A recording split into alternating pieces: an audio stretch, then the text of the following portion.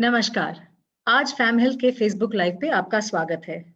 उत्तर भारत में सर्दी का मौसम शुरू हो गया है और सर्दी शुरू होते ही बच्चों में अनेक बीमारियां भी शुरू हो जाती हैं, उनके खांसी की और प्रदूषण से जूझने की।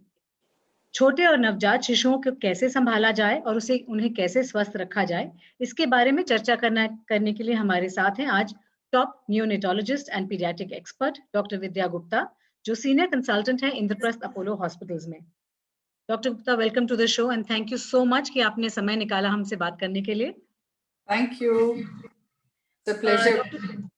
डॉक्टर गुप्ता, इस समय पे बिना कोविड के हम अपनी बातचीत तो शुरू नहीं कर सकते। कोविड का मेंशन तो करना ही पड़ेगा और अनेक लोग काफी एंजाइटी से गुजर रहे हैं कि कोविड के समय पे दो तीन सवाल पहले उठ के आते हैं कि बच्चों को कोविड आसानी से होता है कि नहीं, किस हिसाब से होता है, और what are the symptoms that one needs to look out for जब हम बच्चों में कोविड सस्पेक्ट करते हैं। तो जैसे बड़ों को कोविड हो सकता है वैसे ही बच्चों को कोविड हो सकता है। ऐसा नहीं कि बच्चे इम्यून हैं, लेकिन ये बात ठीक है कि बच्चों को जब कोविड होता है, इन्फेक्शन जब होता है, तो ज्यादातर बच्चों को इस बीमारी के कारण सिम्टम्स कम रहते हैं और बच्चे कम बीमार होते हैं। जैसे एडल्ट्स बीमार हो जाते हैं, हॉस्पिटल में एडमिट करना पड़ता है, ज्यादातर बच्चों को ऐसा नहीं करना पड़ता।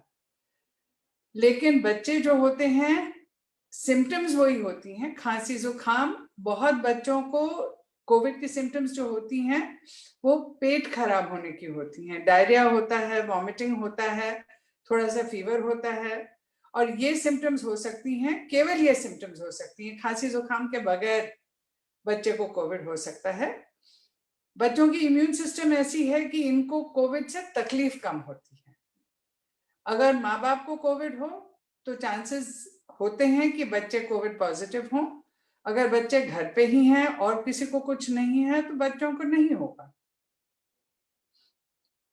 Okay, so it's all about keeping the children safe as possible and जब उनको अगर होता है, जैसे आप कह रहे हैं कि symptoms ज्यादातर माइल्ड फॉर्म में होते हैं और आई एम गेसिंग कि जो ट्रेजेक्ट्री है उनके ठीक होने की वो भी काफी जल्दी और इफेक्टिवली निकल जाती होगी।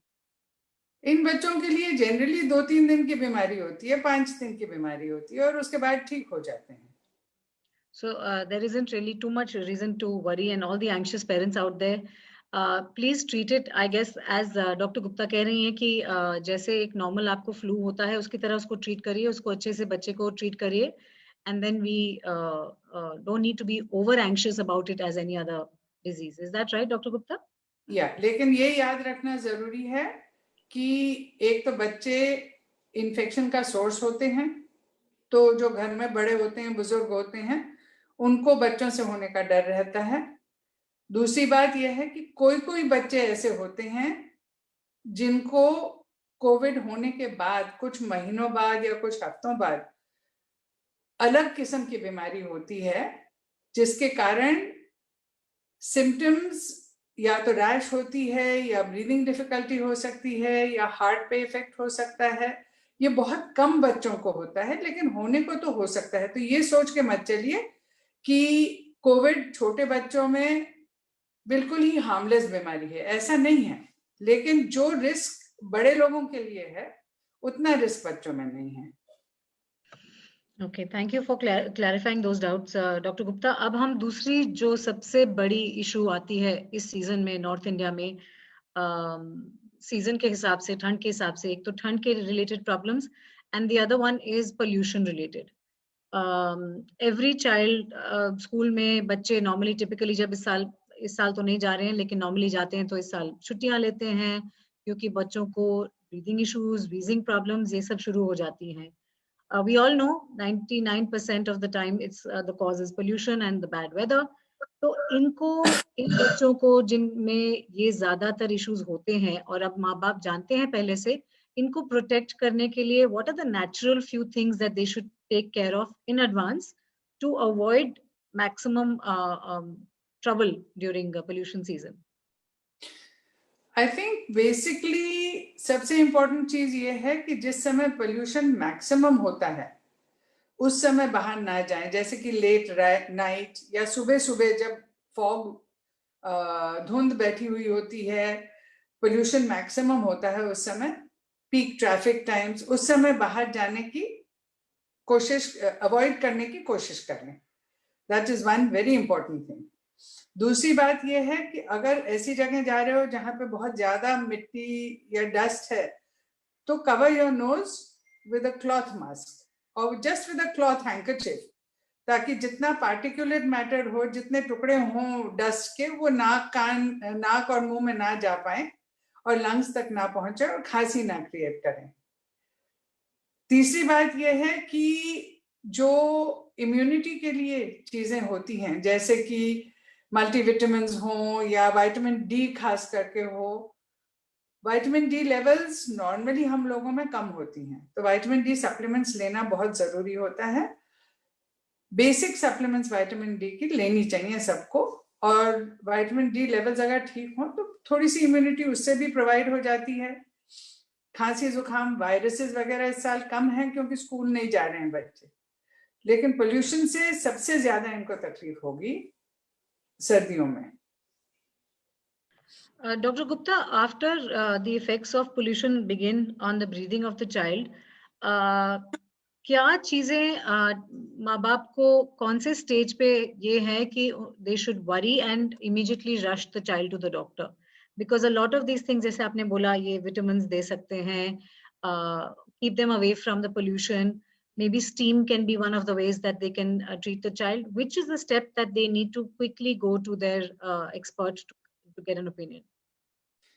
अगर खांसी बहुत ज्यादा बढ़ जाए, the child is coughing incessantly and seems to be having breathing difficulty, सांस लेने में तकलीफ हो रही हो, छाती हिल रही हो बहुत, नाक फ्लेयर होता हो, यूं जब सांस लेते हुए अगर सिर यूं ऊपर नीचे हो रहा हो, यानी कि बच्चे को सांस लेते हुए तकलीफ हो रही है, तो डेफिनेटली हॉस्पिटल या डॉक्टर के पास इमीडिएटली ले जाना चाहिए। बाकी एलर्जीज होती हैं, डस्ट की भी एलर्जी होती है, उसके लिए अगर घर पे आप सेट्राजीन या कोई एंटी एलर्जी मेडिसिन देना चाहो तो वो दे सकते हैं, ट्राई कर सकते हैं। स्टीम नोज ड्रॉप्स देने के बावजूद भी अगर खांसी हो और ब्रीदिंग डिफिकल्टी हो तो फिर हॉस्पिटल या डॉक्टर के पास ले जाना चाहिए। Doctor Gupta, other than pollution, सर्दी और खांसी अगेन टिपिकली बच्चे बहुत बहुत इजीली पिकअप कर लेते हैं। एंड अगर मैं ही देखूं अपने एक्सपीरियंस में, तो कई बच्चों को सारा साल सर्दी खांसी रहती है और कई बच्चे साल के वो 2 सीजन चेंज में ही बीमार पड़ते हैं। ये इम्यूनिटी बॉडी में कैसे बच्चों को अलग अलग स्टेज पे आती है कि कई बच्चे इजीली फॉल इल कर जाते हैं and some of them don't? ज्यादातर जो छोटे बच्चे होते हैं उनको बार बार खांसी जुकाम होता है क्योंकि उनका एक्सपोजर अभी तक हुआ नहीं होता है और बॉडी ने इम्यूनिटी डेवलप नहीं की होती है। जो बच्चे एलर्जिक होते हैं, जिनको जैसे किसी डस्ट की एलर्जी हो या ग्रास की या पोलन्स की एलर्जी हो, तो वो उस सीजन पे, जैसे चेंज ऑफ सीजन जब होता है होली और दिवाली खास करके, उस सीजन पे बीमार पड़ते हैं। उनको एलर्जी के कारण नाक बहना शुरू हो जाता है, खांसी शुरू हो जाती है और ये खांसी चेस्ट में चली जाती है। चेस्ट में चली जाती है यानी कि व्हीजिंग शुरू हो जाता है। जो व्हीजिंग होता है उसके कारण एक सीटी जैसी आवाज आती है।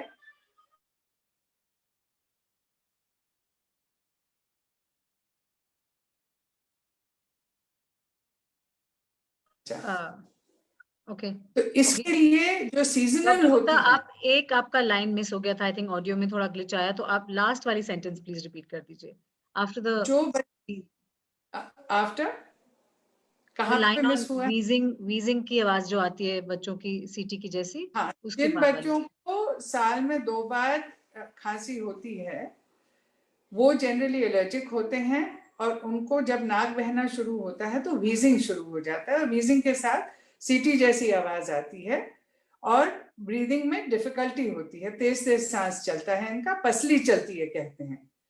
तो इसके लिए आपको डॉक्टर के पास ले जाना जरूरी है। Okay doctor, newborn babies और अभी शायद काफी आपको ये दिख रहा होगा, there are people who are planning to deliver during Covid time and everything.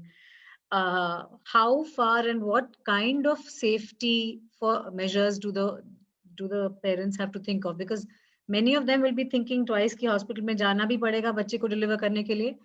तो ये किस हिसाब से what is the advice that you would like to give to those people who are planning to deliver in the next couple of months? एक तो delivery से पहले Covid ना कॉन्ट्रैक्ट करें, दूर रहें लोगों से, घर पे रहें और बीमार ना पड़ें. That is the most important thing. दूसरी बात यह है कि ये आपको जानना जरूरी है कि जो हॉस्पिटल्स, बड़े वाले हॉस्पिटल्स भी जहां पे कोविड एडमिटेड हैं, जनरली कोविड अलग एरिया में होता है, उसका एंट्रेंस अलग होता है, उसकी एरिया अलग होती है, उसका स्टाफ अलग होता है. तो आपको हॉस्पिटल आने से कोविड होने का चांस कम है. अगर आपके बहुत ज्यादा विजिटर्स आए, बहुत लोग मिलने आए, तो उनसे कोविड हो सकता है. That is a much greater risk. तो वो अवॉइड करें अगर आप हॉस्पिटल में डिलीवरी करवा रहे हैं. वैसे most hospitals have created a situation कि एक ही जना रहेगा लेडी के साथ डिलीवरी के लिए जब आते हैं आप. और ये आप प्लीज केयरफुली फॉलो करें, क्योंकि जितने लोग अंदर आते हैं उतने लोगों के कारण सबका रिस्क बढ़ जाता है, डॉक्टर्स का और पेशेंट्स का, आपका खुद का. तो एक पेशेंट के साथ एक जना है, ये बहुत ख्याल रखिए. Okay, we've started getting a lot of questions on our Facebook. I'm going to just take a few questions before we move forward. Yeah. Rohit Modgil पूछते हैं, is it safe to give 6-month-old boiled meat? 6-month-old boy? Boiled meat. Can boiled we feed a 6-month-old baby boiled meat? Cooked meat, basically. He wants to know, can As first meal, no. अगर आप feeding 6 महीने पे शुरू कर रहे हैं तो शुरू कीजिए with fruit, vegetable, more natural foods, vegetarian foods. और फिर एक बार सब्जी खाना शुरू करे बच्चा, दाल चावल खाना शुरू करे, तो फिर जरूर इंट्रोड्यूस कर लीजिए. 8-9 महीने पे जनरली हम लोग इंट्रोड्यूस करते हैं, क्योंकि 5 या 6 महीने पे फीडिंग शुरू करते हैं, सॉलिड फीडिंग शुरू करते हैं. तो उसके बाद 2-3 महीने बाद बच्चा जनरली रेडी होता है थोड़ा थोड़ा मटन या थोड़ा थोड़ा चिकन या फिश खाने के लिए. अंडा हम नॉर्मली 9 महीने के बाद इंट्रोड्यूस करते हैं. Okay, Rohit also has many other questions. I'm going to take all his questions because they're all very interesting. Do we need to get the newborn babies hearing tested? It's a very important thing. आजकल most hospitals are doing this, and इसकी importance इसीलिए है कि अगर आप जल्दी पहचान लो कि बच्चे को हियरिंग प्रॉब्लम है, तो उसका फिर आप इलाज जल्दी शुरू कर सकते हो, उसके टेस्ट जल्दी शुरू कर सकते हो और उसकी हियरिंग इंप्रूव कर सकते हो. क्योंकि जब तक बच्चा सुनता नहीं है तब तक वो आवाज नहीं निकाल पाएगा ठीक से. प्रॉपर साउंड्स जो होते हैं ना, आ, त, ती, नी, ये नहीं निकाल पाएगा. और ये साउंड्स नॉर्मली 7-8-9 महीने के बच्चे निकालना शुरू करते हैं. ज्यादातर अगर शुरू में पिकअप ना हो तो हियरिंग लॉस या हियरिंग प्रॉब्लम्स साल तक ऑलमोस्ट पिकअप नहीं होती हैं, और तब तक बच्चे का काफी कुछ डेवलपमेंट हो जाता है. तब तक बच्चे को हियरिंग अगर ना हो या कम हो तो फिर पीछे पड़ जाता है, पीछे रह जाता है बच्चा, क्योंकि उसकी स्पीच और हियरिंग इंटरकनेक्टेड होने के कारण बोलना सीखता नहीं है बच्चा, और बहुत लेट फिर बोलना सीखता है. जब आप हियरिंग एड प्रोवाइड करो, पहचानो कि सुनाई कम दे रहा है बच्चे को, या और कुछ जो आगे टेस्ट बताती हैं वो आप इलाज करवाओ. तो इसीलिए जल्दी से जल्दी अगर आप पहचान लो तो इंटरवेंशन जल्दी हो सकता है, जो हम कहते हैं कि अर्ली इंटरवेंशन. इसीलिए हम लोग बर्थ पे करते हैं. डॉक्टर गुप्ता, एक ये सवाल आया है कम्युनिटी से, पूछ रहे हैं, आप BCG shots not mandatory, why are doctors not recommending it? BCG shots at birth are mandatory. उसमें there is no two doubts, no two thoughts on that. लेकिन प्रॉब्लम ये है कि जो न्यूबॉर्न बच्चे होते हैं उनको तो ऑटोमेटिकली लग जाता है, खास करके children who are born after a particular year in the calendar, because many years ago 1930s 1940s 1950s नहीं लगता था। अब every child gets a BCG shot that is born in India. BCG shots recently COVID के चक्कर में have attained a lot of notoriety, I would say। बहुत इसके बारे में चर्चा हो रही है क्योंकि लोग कहते हैं कि बीसीजी और शॉट लगाने से कोविड प्रोटेक्शन मिलता है। इसमें there is no proof. BCG एक बार बच्चे को बर्थ पे लगता है, उसके बाद दोबारा बीसीजी लगाने के लिए there is no actual proof, there is no scientific proof. There is a lot of hype about it, there is a lot of talk in the newspapers, there is a lot of talk on various community platforms about it, and everybody is running for a BCG, लेकिन BCG दोबारा लगाने में कोई point नहीं है। Doctor Gupta, इसी बात से जुड़ी हुई एक बात, काफी सारी, जैसे मैंने कहा, नई मदर्स हैं जो सुन रही होंगी, parents, fathers, just if you can give a recap from a perspective of the newborn babies, कि बर्थ से लेके अबाउट 3 to 5 years के बीच तक क्या क्या मैंडेटरी शॉट्स हैं जो बहुत इंपॉर्टेंट है बच्चे के लिए, which need to be taken at every step. Just a short recap will really help.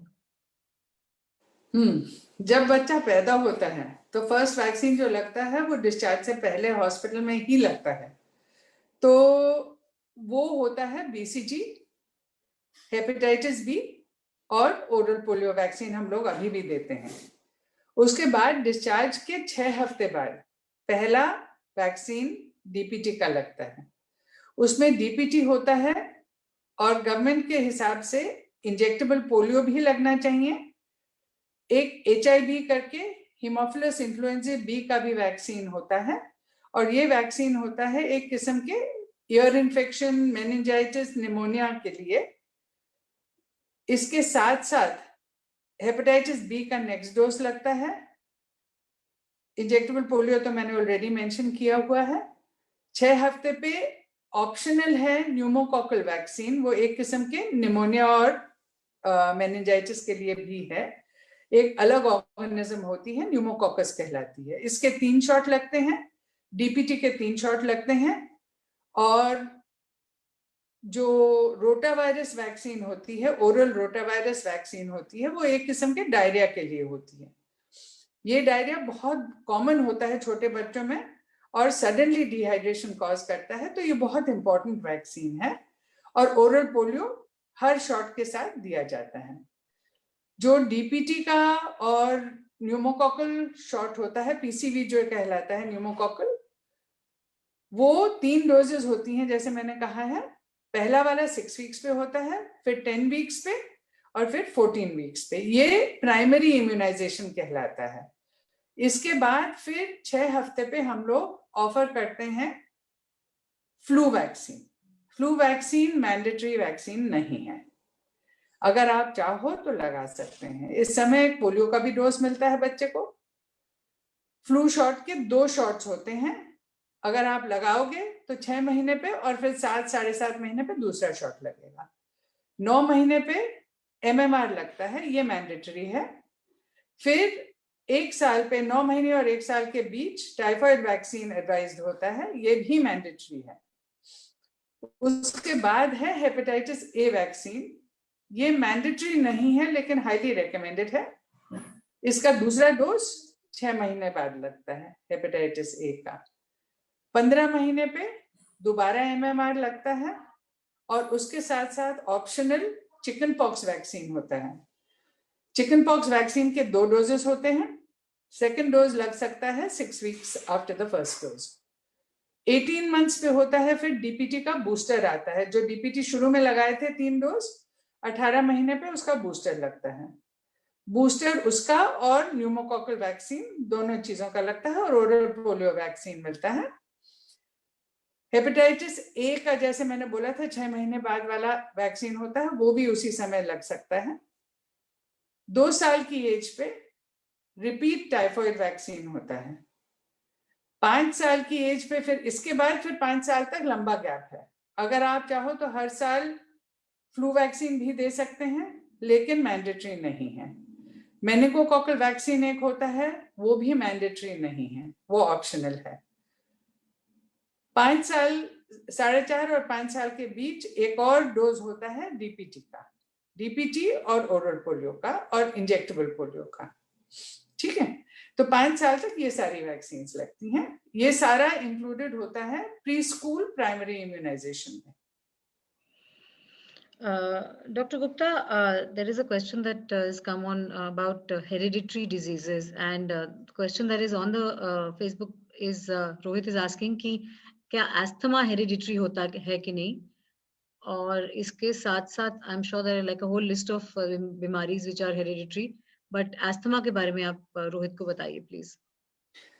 Asthma ऐसी बीमारी है ना, तो वो टोटली हेरिडिटरी है।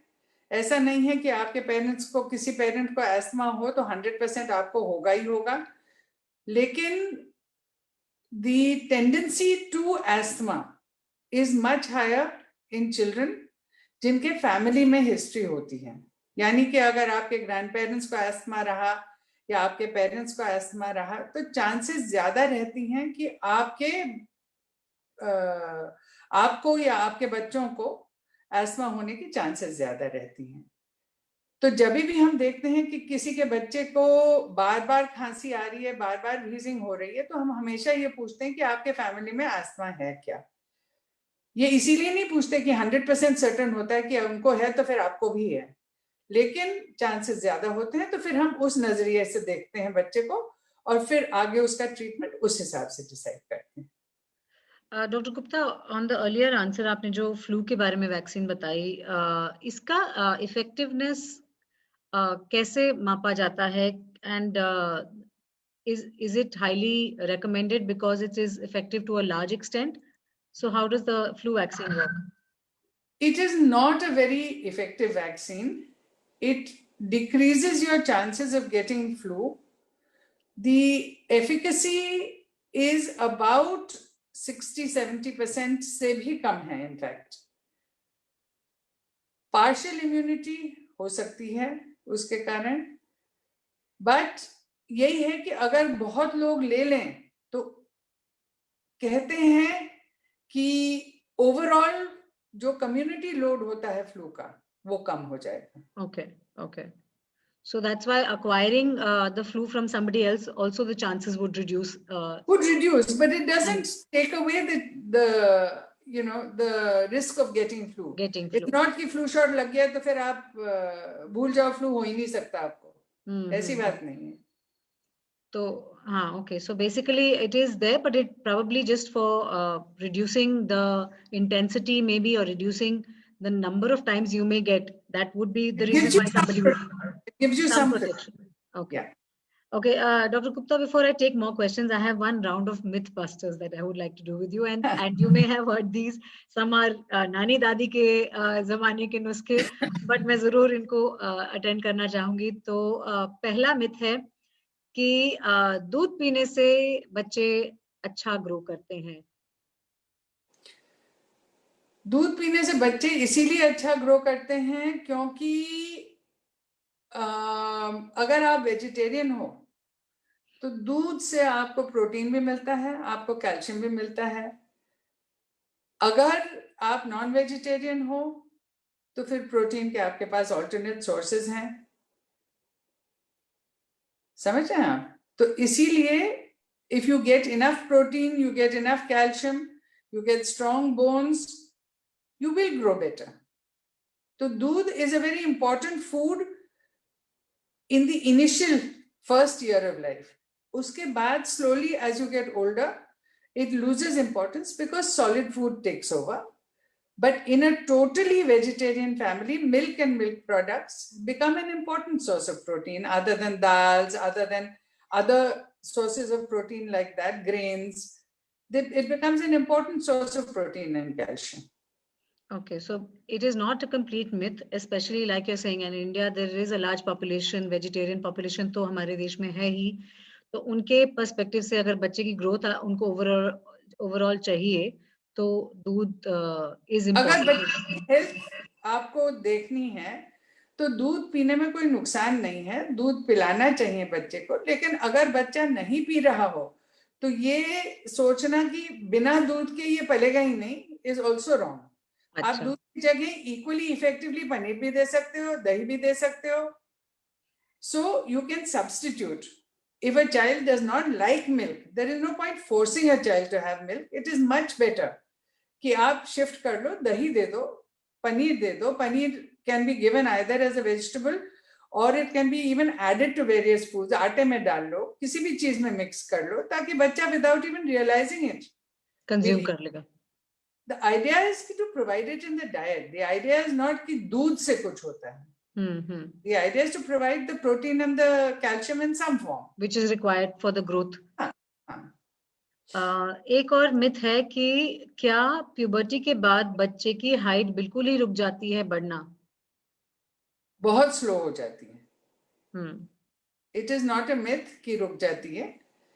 ग्रोथ जो होती है बच्चे की वो होती है from the time adolescence starts. जब से बच्चा थोड़ा सा मैच्योर होना शुरू होता है तब से ग्रोथ शुरू हो जाती है, और 1.5 साल मैक्सिमम 2 साल रहती है ये ग्रोथ। ये पीरियड जो होता है 1.5 या 2 साल मैक्सिमम होता है, और उस समय बच्चे की ग्रोथ रैपिड होती है। एक बार ये ग्रोथ अचीव हो जाए उसके बाद मुश्किल से 1-आधा इंच बढ़ता है बच्चा, तो बहुत स्लो डाउन हो जाती है। ओके, एक और सवाल है, इनडायरेक्टली हम ये बच्चे और मुझे भी बड़ी बारी आता है, it's more mental health question, but kids are very resilient. उनको ये तनाव और मेंटल हेल्थ की बीमारियां आसानी से नहीं होती। ये कहाँ किस हद तक सच है? बच्चे रिजिलियंट इसीलिए होते हैं क्योंकि adults protect them from exposure to anxiety, exposure to bad situations, exposure to fearful situations. आप प्रोटेक्ट करते हो अपने बच्चों को। लेकिन आजकल with this new Covid business ऐसी हालत हो गई है कि हर जगह बस कोविड कोविड कोविड है। टीवी पे कोविड है, माँ बाप कोविड के बारे में बात करते हैं, दादा दादी कोविड के बारे में बात करते हैं।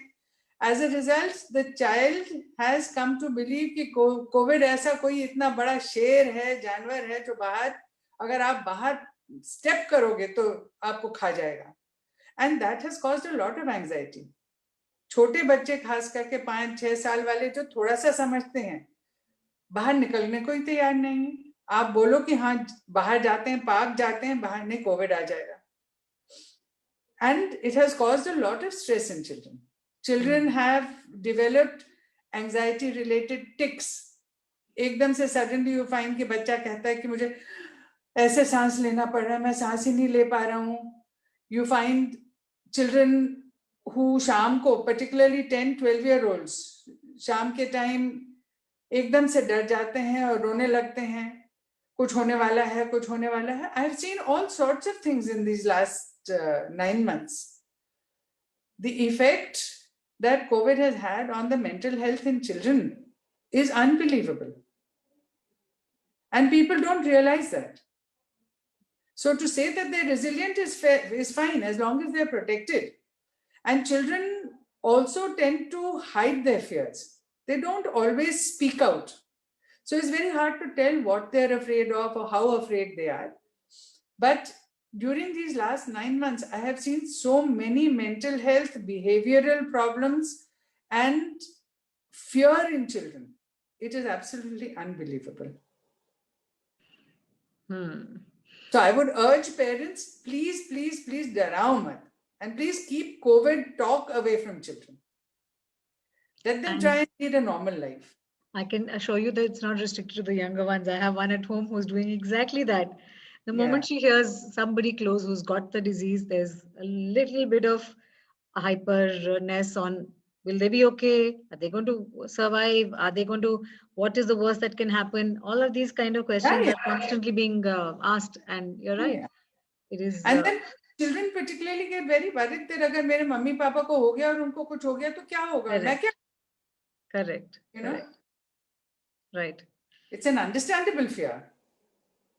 And media, the household, everybody's Yeah. to blame to an extent for it. And I think it's now our duty to bring it down and tone it down. And if we have to learn कि इसके साथ रहना है अगले 1-2 साल के लिए, क्योंकि बीमारी immediately तो इसका कोई इलाज immediate नहीं दिख रहा है, तो we need to obviously learn how to take it in our stride, and बच्चों को भी उसको हैंडल करना सिखाना ही पड़ेगा.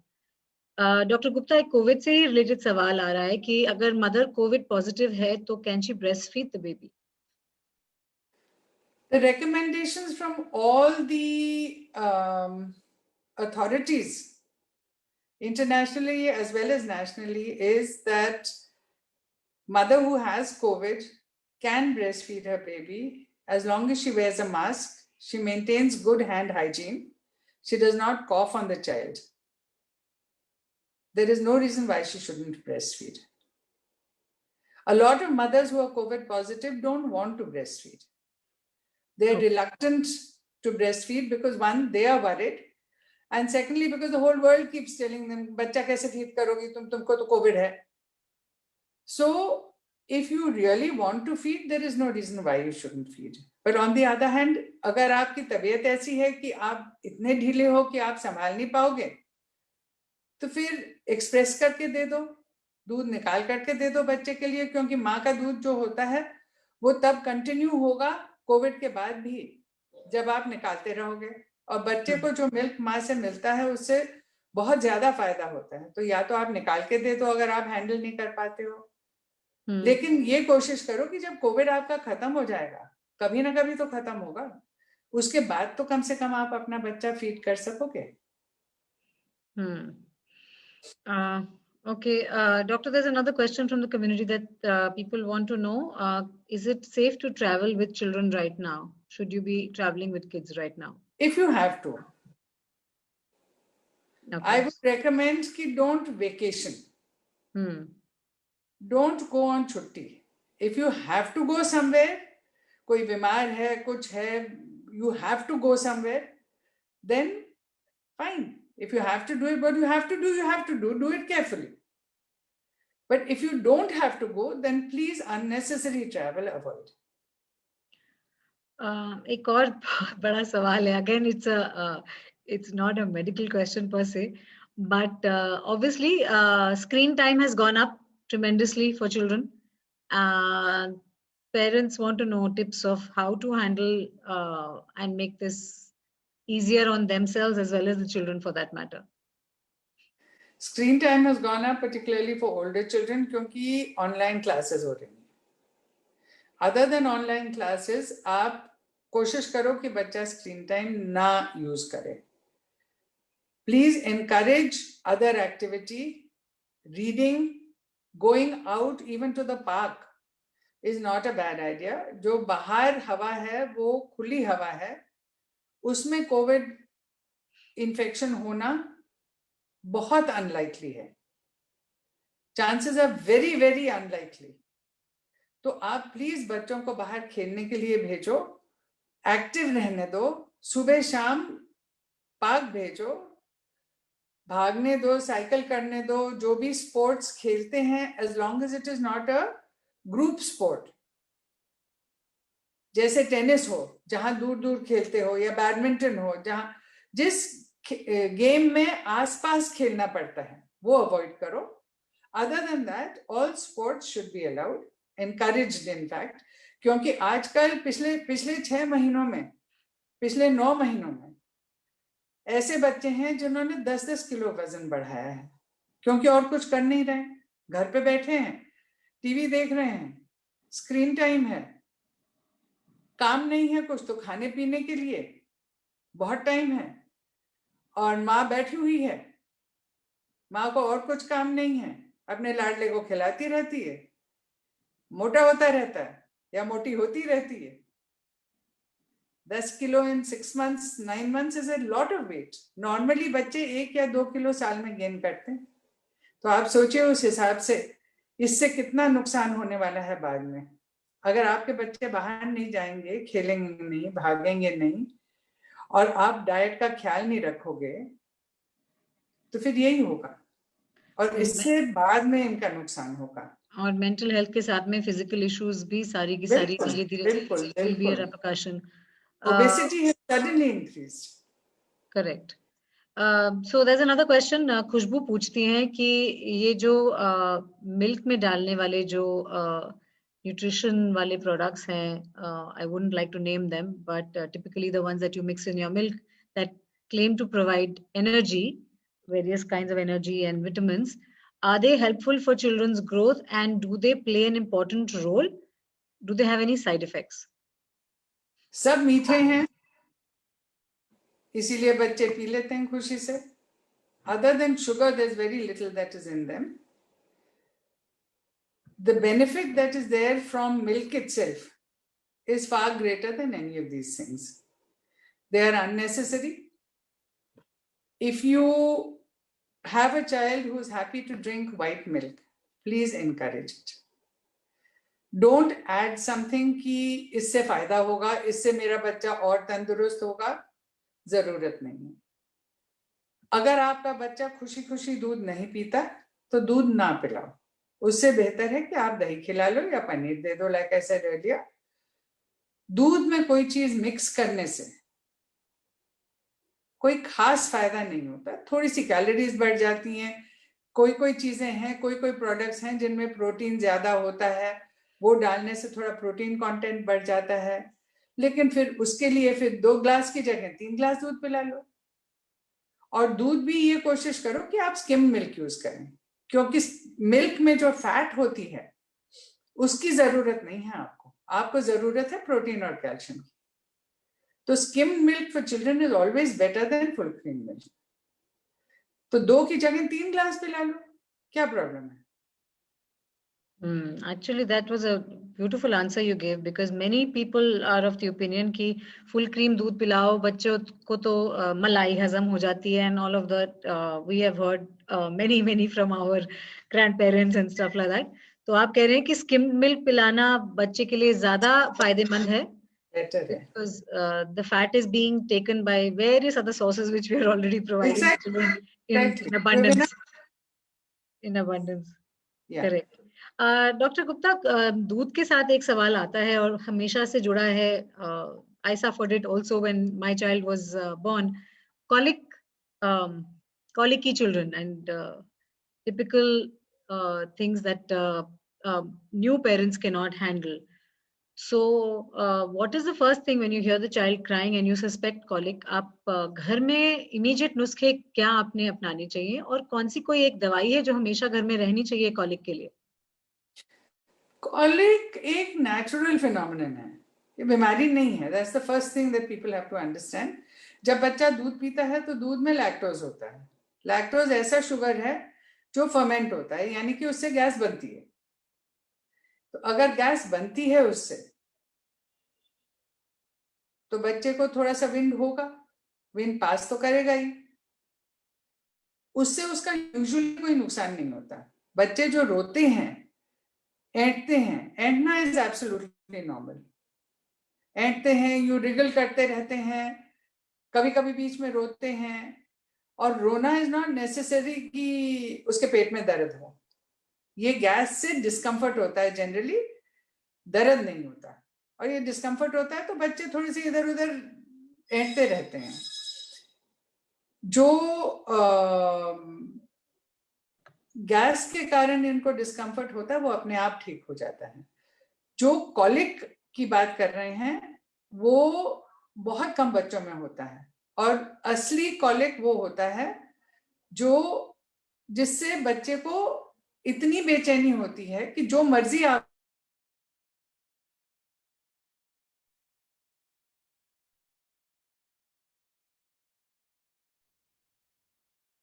लगा के आप घूमते रहो तो शांत हो जाते हैं। तो ऑब्वियसली पेन इतना ज्यादा नहीं होता। जो बच्चे शांत नहीं होते, कंधे पे घुमाने पे, पेट के बल लेटाने पे कंफर्टेबल नहीं होते, उनको थोड़ी सी सिकाई पेट की करने पे वो कंफर्टेबल नहीं होते, तो उनको आप समझो कॉलिक है। और अगर कॉलिक है बहुत ज्यादा तो कभी कभी एक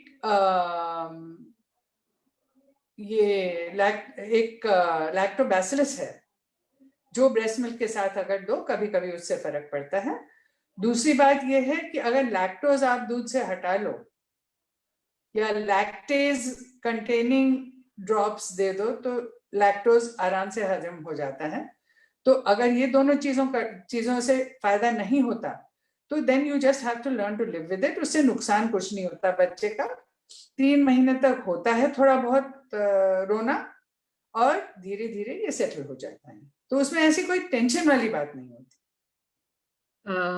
डॉक्टर गुप्ता, एक बहुत बड़ी बीमारी इंडिया में है कॉल्ड डायबिटीज, जिसके अभी देखा जाए तो आंकड़े इतने बढ़ते जा रहे हैं और root cause is all based on what you put in your mouth.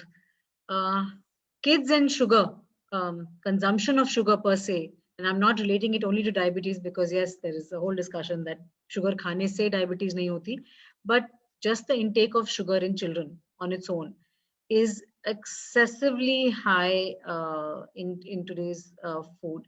What is a good balanced diet in short for children from, let's say, the age group of 2 to 8, which are their formative years, but at the same time that's when their tastes and everything is developing. So what is a good balanced diet for children totally devoid of sugar?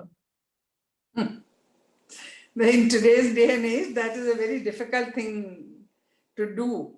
But let me start at 6 months when we start weaning children. जब शुरू करते हैं solid feeding, लोग खीर शुरू कर लेते हैं। अब मीठे से शुरू करोगे तो फिर उसको मीठे का ही चस्का लगेगा ना। What we normally advise is absolutely no sugar for the first year of life, no added sugar. हम शुरू करते हैं वेजिटेबल्स से। कोई कोई सब्जियां ऐसी होती हैं जिनमें अपनी मिठास होती है, जैसे पीला कद्दू हो या टिंडा तोरी लौकी हो, ये थोड़े से गाजर हो, ये अपने आप खुद में मीठे होते हैं, तो ये बच्चा नॉर्मली आराम से ले लेता है। उसके बाद थोड़ा सा अगर आप फ्रूट ऐड करना चाहो तो वो कर सकते हो, क्योंकि that is a natural sweetness.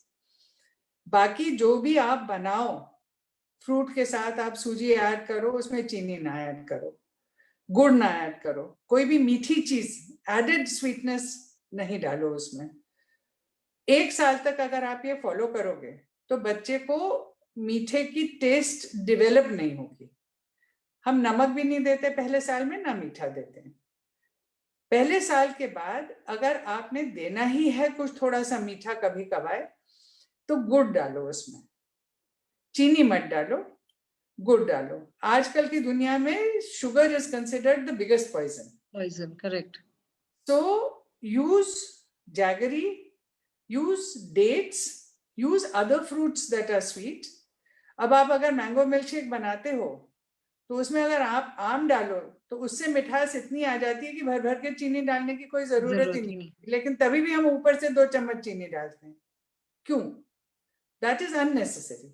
और बच्चे को अगर आप नेचुरल स्वीटनेस की आदत डालोगे तो वो आगे बड़ा होकर के खाने में इंटरेस्ट दिखाएगा, नॉट इन स्वीट फूड।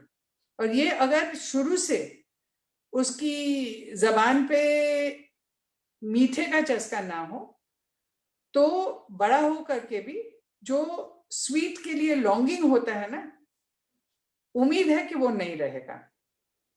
अगर स्वीट के लिए लॉन्गिंग नहीं रहेगा, बच्चे का वजन एक्सेसिव नहीं होगा, बड़ा हो करके एडल्ट लाइफ में वजन अगर बहुत ज्यादा नहीं होगा, ओवरवेट नहीं रहेगा, एक्टिव लाइफ कंटिन्यू करेगा, तो फिर डायबिटीज, एडल्ट ऑनसेट डायबिटीज के चांसेस कम हो जाते हैं। डॉक्टर गुप्ता, हम लॉट ऑफ टाइम्स हमने देखा है बच्चा थक के जब आता है तो ये शुगर की बात अगर हम करें तो immediately a parent will mix up something with sugar कि इंस्टेंट एनर्जी आ जाती है बच्चे को, फटाफट ये दे देते हैं। तो इसका क्या सब्स्टिट्यूट हो सकता है that is without sugar but can still give the child instant energy? आप एक केला खिला लो, इंस्टेंट एनर्जी आ जाती है। कोई फ्रूट खिला लो। अगर इतनी ही आपको फिक्र है इंस्टेंट एनर्जी को, थोड़ा जूस पिला लो, घर पे बनाया हुआ natural juice without any added sugar will give you the same energy without the harmful effects of sugar. Okay, so as far as if instant energy is coming from a natural source, perfectly go ahead. Is there a portion control? इसमें कोई amount की भाई केले कम खाने चाहिए या mangoes come for kids? Is there anything such if they're not suffering from any ailment or If you're illness? not suffering from any disease, as long as you're not overdoing anything, no food should substitute for other food. Every food has its own place. As long as you're eating everything in appropriate amounts, no food will actually cause you harm. But if you overdo any one food, then it is liable to cause you harm. ज्यादा आम खाओ तो पेट खराब हो जाता है, ज्यादा केले खाओ तो किसी किसी को कब्ज हो जाती है, तो it is going to cause you harm if you overdo anything. आप ज्यादा एक्सरसाइज करो तभी भी नुकसान हो सकता है आपका। तो हर एक चीज ऐसी करनी चाहिए, ऐसी इंडल्ज करनी चाहिए जिससे आपका नुकसान ना हो, and what is appropriate. Doctor Gupta, just for a reference, अगर आप हमारे व्यूअर्स को समझाएं कि अगर 5 से 7 साल का बच्चा है, and I am just taking this age group because they are in the middle of their the growth is begun appropriately etcetera, कि उनको कितना खाना नॉर्मल है, because I have seen so many people constantly complaining मेरा बच्चा तो खाना ही नहीं खाता। और ये सवाल आपको भी सुना होगा आपने बड़ी बारी अपने प्रैक्टिस में कि मैं कितना भी कोशिश कर लेती हूँ मेरा बच्चा खाना ही नहीं खाता। क्या बच्चे सच्ची में खाना नहीं खाते, और is there something wrong that the parent is expecting out of the child? ये जनरली कंप्लेंट होती है in younger children, 2 years old और 3 years old, जो खेलने में मस्त होते हैं। They're too busy playing, they don't have time to eat. Unless they feel hungry, they will not eat. What people need to realize is that hunger is a very healthy feeling. It is a feeling of health if you're hungry. ये नहीं कि बच्चा बेचारा भूखा है, अरे भूखा है, उसको भूख लग रही है, बहुत अच्छी बात है। लेकिन अगर आप हर 4 घंटे में उसको कुछ ना कुछ खिलाते रहोगे या 2-2 घंटे में कुछ ना कुछ उसके मुंह में डालते रहोगे, तो आप कैसे सोचते हो कि वो 1 बजे के टाइम पे भूखा होगा और खाने की इच्छा होगी उसकी? जो आप बीच में 2-2 घंटे बाद दे रहे हो, वो ऐसी चीजें हैं जो थोड़ी सी खा लेगा, उससे भूख मर जाएगी। सो अगर बच्चा छोटा हो, 3 टाइम दिन में आप ठीक से खिलाओ। उसके अलावा अगर आप कुछ खा रहे हो और बच्चा कुछ मांगता है तो थोड़ा सा दे दो। ऐसी बात नहीं है कि बिल्कुल कुछ मत दो, आप खाओ और उसको बस देखते रहने दो, ऐसे नहीं है। लेकिन ये ना हो कि हर 2-2 घंटे बाद उसके पीछे पड़ते हो, आ जाओ बेटा खा लो, कुछ जूस पी लो, दूध पी लो, ऐसे तो नहीं होता ना। So children of this age group is very busy playing. They don't have time to go do potty. They don't have time to go and eat. Important thing ये है कि जब बच्चा इस एज पे होता है, इसकी आदत डेवलप करो कि ये एक जगह बैठ करके खाना खाए। दिन में 3 टाइम एक जगह आधे घंटे के लिए बैठना है और खाना खाना है। उसके अलावा आप पीछे मत पड़ो खाने के लिए और उसको खेलने दो। ये बच्चा बहुत जल्दी समझ जाता है। बड़े बच्चे जो होते हैं उनको आदत पड़ जाती है, बीच में मट्ठी खा लो, बीच में कभी कुछ नमकीन खा लो, आइसक्रीम खा लो एक आधा, फिर कहाँ से भूख हो? आज का खाना ठीक नहीं है, दाल रोटी है, ये मैं नहीं खाऊंगा। मटन करी है, अंडा करी है, हाँ ये तो मैं खा लूंगा, अब भूख लग गई। So this is what you have to watch out.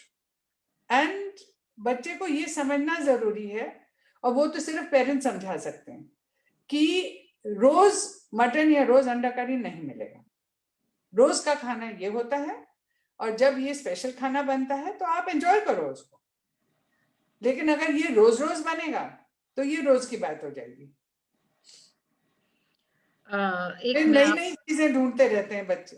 फिर पिज्जा आता है, फिर बर्गर आता है, फिर पता नो नहीं क्या दुनिया देन इट भर। जस्ट, हाँ, वो तो कैस्केडिंग इफेक्ट एक चला हाँ, जाता है और फिर बच्चे रोक ही नहीं पाते हैं उसके बाद। And I think urban life में birthday parties are a lot to blame for a lot of this बिल्कुल एज वेल। बिल्कुल। Dr. Gupta, there is an interesting question on depression.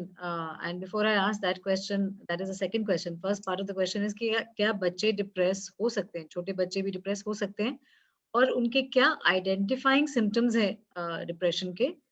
और सवाल हमारा कम्युनिटी से ये है कि इनके केसेस डिप्रेशन के क्यों बढ़ते जा रहे हैं आजकल। क्योंकि लाइफ के स्ट्रेसेस बहुत ज्यादा हैं। माँ बाप भी ये एक्सपेक्ट करते हैं कि बच्चे के ऊपर प्रेशर हो, वो स्कूल में जाए, पढ़े, फर्स्ट आए। अब अगर क्लास में 40 बच्चे हैं तो हर एक बच्चा तो फर्स्ट नहीं आ सकता ना। कोई कभी फर्स्ट आएगा, कोई कभी फर्स्ट आएगा। तो अगर ना आए तो उस पर प्रेशर मत डालो कि भाई क्यों तुमको कम मार्क्स मिले, तुम फर्स्ट क्यों नहीं आए। That is the first thing. This feeling of competition and coercion कि I have to do better than everybody else all the time, is you can't have it all the time. Do well, that is the important thing. Second thing is, घर में आपस में अगर माँ बाप में लड़ाई झगड़ा चल रहा हो, डिस्कॉर्ड हो, तू मैं चल रही हो कॉन्स्टेंटली, तो वो बच्चे पे असर तो करती ही है ना। जो बच्चे खुश होते हैं, जिनको डिप्रेशन नहीं होता, वो बच्चे होते हैं जहां घर में उनकी स्टेबिलिटी होती है, जहां पे उन पे प्रेशर नहीं होता, जहां पे बच्चे एक्सेप्ट होते हैं फॉर देमसेल्व्स कि हाँ मेरा बच्चा ऐसा है, जो भी है वो मेरा बच्चा है, मुझे उस बच्चे से कंपेयर नहीं करना है। समझ रहे हो आप? ये जो कंपैरिजन आ जाती है, इसमें बहुत प्रॉब्लम होती है बच्चों को। डॉक्टर गुप्ता, ये एज जहां तक बच्चे को ये सेंस ऑफ सिक्योरिटी आप कह रहे हैं या कॉन्फिडेंस जो भी चाहिए होता है to be believe that I am accepted at home, ये किस उम्र तक बच्चे को रीइंफोर्समेंट कांस्टेंट चाहिए होता है, after which they become more confident and they can then move out on their own? Generally, by the time they are teenagers, they're a little bit more able to deal with it. लेकिन teenage और adolescence भी ऐसा period है जब बच्चों को बहुत support की जरूरत होती है और बहुत एक्सेप्टेंस की जरूरत होती है। तो I would say by the time they are ready to leave for college, but I think it's a life long need to have stability. जब वो खुद माँ बाप हो जाते हैं ना, उसके बाद it gets a little less, but till then there is a life long need. College भी जाते हैं बच्चे तो जो भी कॉलेज में करते हैं उसके बारे में भी they need to have their parents accept them कि हाँ क्लास 12 के बाद माँ सोचती है कि नहीं मेरा बच्चा डॉक्टर बने, और बच्चा कहता है नहीं मैंने तो इंग्लिश ऑनर्स करना है। तो ठीक है, अगर करना है तो करो तुम, और एक्सेप्ट करो कि आपके बच्चे को इसमें इंटरेस्ट है। So all these things make a difference. Unless अगर लड़ के भी बच्चा जाए अपने स्ट्रीम में और उसको ये महसूस हो कॉन्स्टेंटली कि मेरे माँ बाप तो खुश नहीं है, तो कैसे होगा? या माँ बाप को खुश करने के लिए वो स्ट्रीम ऐसी ले जिसमें उसको खुद को इंटरेस्ट नहीं है, तो वही 3 इडियट्स वाली कहानी हो जाएगी ना। डॉक्टर गुप्ता, इसी बात पे एक और चीज आती है, और आजकल हमारे अर्बन डिस्कशंस में बहुत हम लोग इसको कर रहे हैं, giving too much to children also is becoming a different kind of problem, and there is a certain sense of entitlement जिससे बच्चे अपने आप को ओवर कॉन्फिडेंस का एक कोई और some different way of handling it, they exhibit that kind of so do you see this as well, and where is the problem in parenting in this? Overconfidence, children become very brash, and I think that happens when children are given everything and too much. ऐसा नहीं होना चाहिए कि बच्चा मुंह खोले और उसको मुंह मांगी चीज मिल जाए। He has to deserve it. He has to earn it. That is a concept जो हमारे पेरेंट्स, हमारे ग्रैंड पेरेंट्स सब हम लोगों में इनकलकेट करने की कोशिश कर रहे थे कि हाँ तुमको अच्छे नंबर मिले हैं एग्जाम में, ठीक है हम आपके लिए ये ले लेंगे, यू हैव अर्नड इट। ये नहीं कि मुझे चाहिए तो मुझे मिलेगा। It is not an entitlement. It is something that you have to be able to deserve. That is the important thing. और जो बच्चों को ये कॉन्सेप्ट हो जाता है कि नहीं मैं मांगूंगा मुझे मिल जाएगा, मुझे आईफोन वॉच चाहिए, मुझे आईफोन चाहिए, मुझे यही चीज चाहिए, मुझे लेटेस्ट वाली प्ले स्टेशन चाहिए, ऐसे नहीं होता। And this is where the problem starts, because then you have a 14-year-old who says नहीं मैंने तो गाड़ी चलानी है। Then it goes into the illegal. Then it's not just a want. That is the problem. I want, there is no end to I want. I deserve, and there is always an end. That is what I think people have to realize. So one needs to make sure that the child also works hardish for earning or deserving what they claim to want. And I think on that note, there are lots of questions, Dr. Gupta. इतने सवाल हैं जो भी बचे हैं हमारे पास, जो हम शायद 2, 3, 4 एपिसोड में भी पूरे ना कर पाए, लेकिन आज की डिस्कशन हम अभी यहीं पे करते हैं। थैंक यू सो मच हमारे साथ जुड़ने के लिए। हम अपने कम्युनिटी और अपने व्यूअर्स को बोल दें कि अगर आपको कोई भी सवाल पूछने हैं तो प्लीज आके famhealth.in/community पे अपना सवाल छोड़िए। अगर आप डॉक्टर गुप्ता से जुड़ना चाहते हैं तो प्लीज हमारे को अपने कम्युनिटी पे आके अपना सवाल या अपनी क्वेरी छोड़िए, हम जरूर आपको डॉक्टर गुप्ता से जुड़वाएंगे और सवाल भी आपके आंसर करवा देंगे उनसे। Thank you so much once again and all the very best. Let's hope these COVID times get over soon and we can meet face to face. Absolutely. Thank you, Vishali, for inviting me to join you.